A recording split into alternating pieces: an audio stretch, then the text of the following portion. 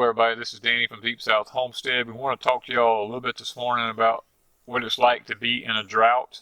I know a lot of people say, oh, you're not in a drought, but I'm going to show you we're in a drought here. 3 miles from us, they've got plenty of rain.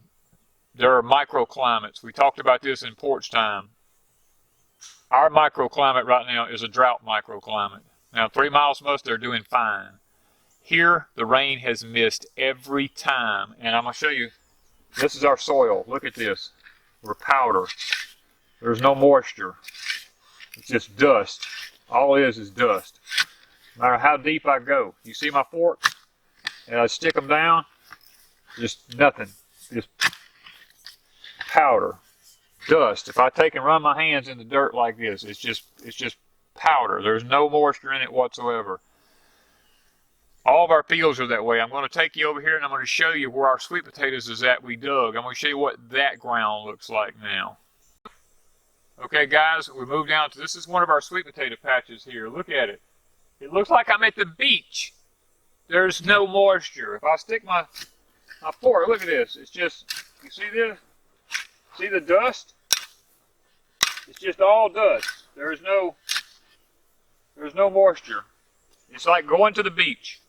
You know, all this is white, just like beach sand, because there is absolutely no moisture here for anything right now. So our grass in the background is all dying because of a lack of moisture. And it's just that this is, I've been here 30 years. This year will be 30 years. I've never seen it this dry here. We had tons of rain in the spring. Matter of fact, we had too much rain in the spring. But what has hurt us is now we're at day, I think we ended 2 days ago at day 95 or 96. I have to go back and check my records. Since May the 20th, that we've had triple-digit heat indexes. Now, I'm not saying temperature, I'm talking about indexes. And guys, the index is just as bad as the temperature because it's hurting stuff just as bad. And we've had no rain now. This is week number 4.5. And I looked at the 10-day forecast. We have no rain for the next 10 days scheduled for us. So we're going to easily go into 5 to 6 weeks of no rain.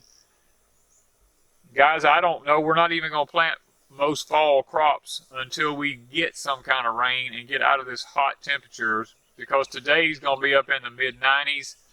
I don't know what the heat index today will be, but we'll be in the mid-90s. So I wanted to take you around on our place here, and I'm going to show you some of the effects that a drought is having on our place here, and I'm going to show you some of the things that's happening here on our place. So come along with me, and I'm going to show you trees, streams, different things like that, and how it's affecting them.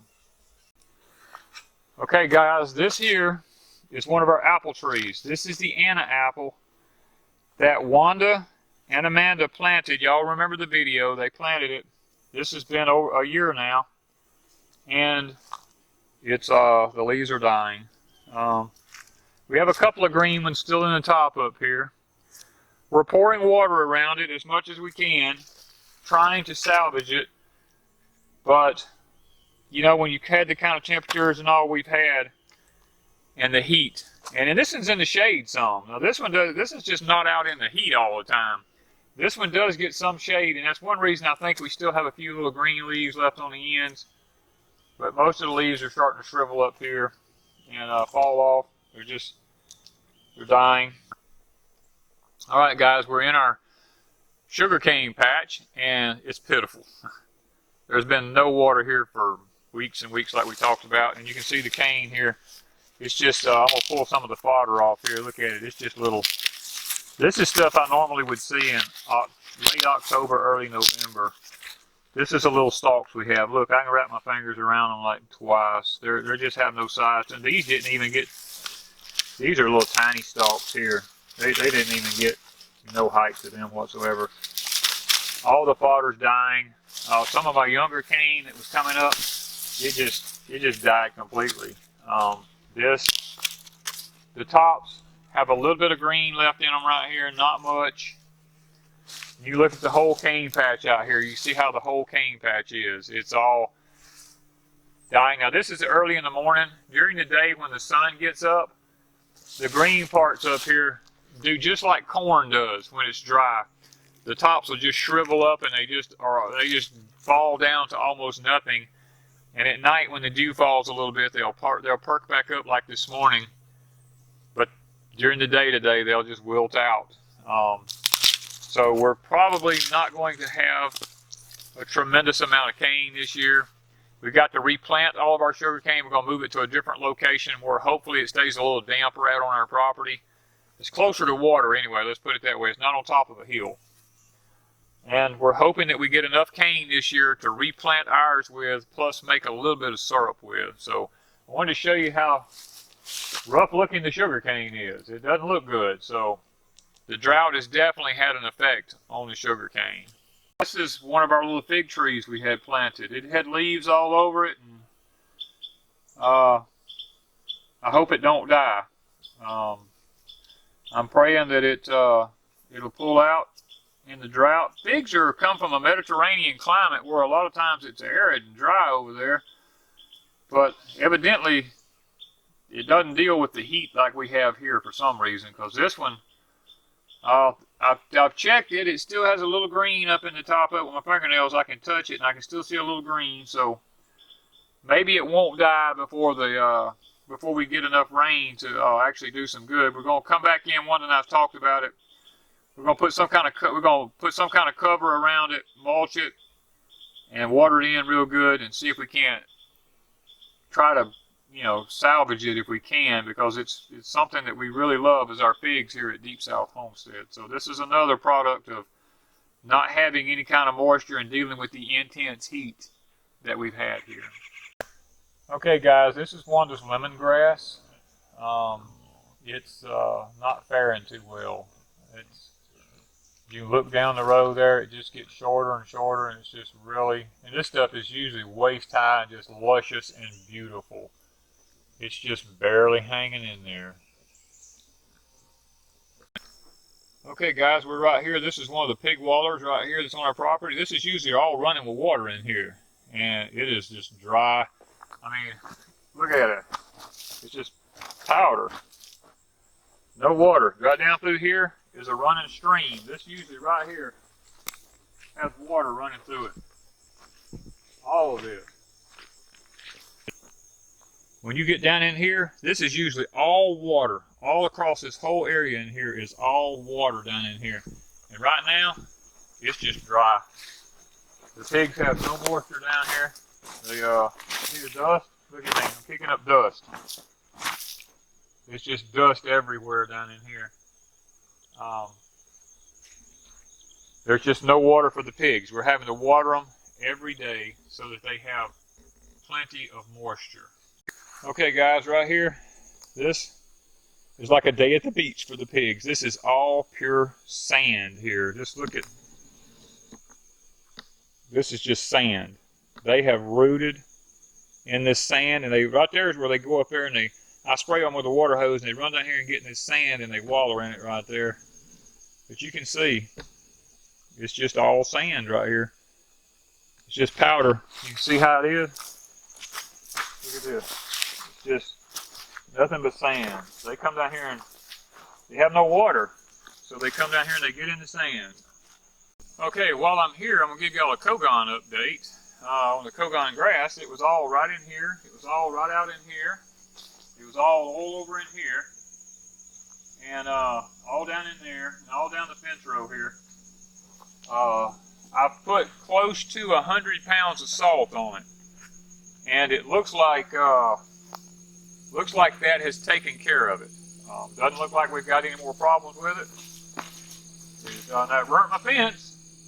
The salt got on my fence and the vinegar got on my fence and rusted that all up. So we're going to replace that. But it looks like the salt and the vinegar worked together on the Kogon and got rid of it. Plus, the pigs has been in here, and I think the pigs might have got some on this side too, because maybe they ate it. I don't know. But it's not on the other side either. So definitely the salt and the vinegar, I believe, has worked.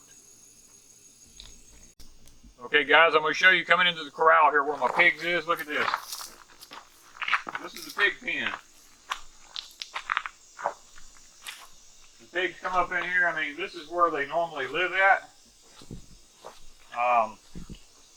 Many of y'all have seen our, and it's just everything in the pig pen where they lay out here, and it's all dust. There's no moisture in the pig pen. Matter of fact, I'm creating a dust storm here now. 2 months ago, this was like deep in mud and water in here, and here comes one of them in here now. She's ready to be fed more corn. We've been feeding her this morning to keep her out of our hair, and she just come up here. We keep her water in a trough. It's the only way we can keep them with any water right now. We have to put it in the trough. Okay guys, it's the end of September here now, and we told you in our previous video we showed we're having to feed the cows hay because there's no grass in the fields for them. So this is what happens whenever you start off your fall in a drought. You have to be feeding animals. You have to be prepared to feed animals not only through the harsh winter months, but you have to be ready to feed them even through times when it's dry and there's nothing else for them to eat, even in the late summer. Down here where usually we have a running stream here, a big running stream down through here. This is where I shot living off the land videos from and all because of the water that runs down through here. And where I'm actually walking at right now is usually underwater. All this. This is all water. And I can drive my tractor through here right now. And there is absolutely nothing here for my cows to drink water from. They usually stand here and drink water out of this running stream, and it's all gone, you know? I mean, nowhere down through here. This is it. It's all dried up. This is the running stream. Look at this. This is where the running stream is. There's no water here. I'm going to take you back here and show you where this past spring you saw where the water tore our fences all down at, and how bad I was bogging around in water and mud trying to fix that fence. I'm going to show you that next. Guys, this is this past spring where you saw me in here with my big deep boots on, wading around out in here trying to fix this fence. That the water had literally blown it down, and this is the top of the fence post. This is how much it's filled in, and look at this. It's just dry. And this past spring, I was bogging this deep in mud right here. That's why I'm telling you, we have absolutely nothing here for anything. The old fence post is all broke off. Matter of fact, I need to raise this fence up right here so the cows don't just get over it. It's probably a good time to do that when it's just this dry in here. This is usually all water out in here, and there's none.